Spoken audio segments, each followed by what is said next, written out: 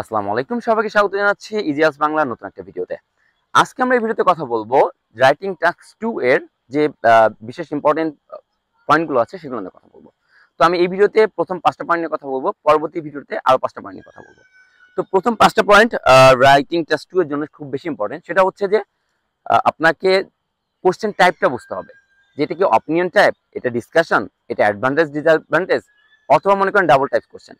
আপনি যদি এই জিনিসটা বুঝেন তাহলে আপনার লেখার জন্য অনেক বেশি ইজি হয়ে গেল। 2 নম্বর যে বিষয়টা খেয়াল রাখতে হবে, এটা অ্যানালাইসিস করতে হবে।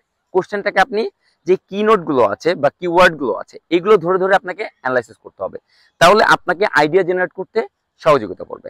3 নম্বর যে বিষয়টা হচ্ছে সবচেয়ে মোস্ট ইম্পর্টেন্ট ব্যাপার, সেটা হচ্ছে মিনিমাম আপনাকে রাইটিং শুরু করার আগে 5 মিনিট সময় দিয়ে চিন্তা করতে হবে এবং কিছু কি নোট বা কিওয়ার্ড গুলো নোট করতে হবে, যাতে এই নোটগুলোর উপরে বেস করে আপনি এই কোশ্চেনটাকে এলাবোরেট করতে পারেন। এটা আপনার জন্য খুবই, আপনার থিঙ্কিং করতে খুবই সহযোগিতা করবে। আপনি মিনিমাম 5 থেকে 7টা কিনোট যদি আপনি রাখেন, তাহলে এক একটা ওয়ার্ডের বা এক একটা থিঙ্কিং এর উপর যদি আপনি 3 থেকে 4টা সেন্টেন্স লিখতে পারেন, তাহলে অনায়াসে আপনি 15 থেকে 16টা সেন্টেন্স লিখতে পারছেন। এটা খুব ইম্পর্টেন্ট।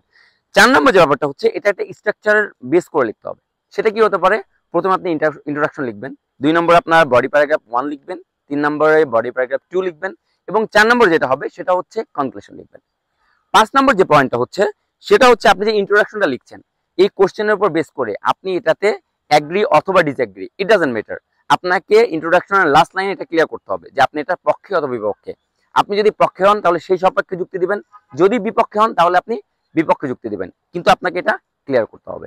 ধন্যবাদ সবাইকে, সাথে থাকবেন। আসসালামু আলাইকুম।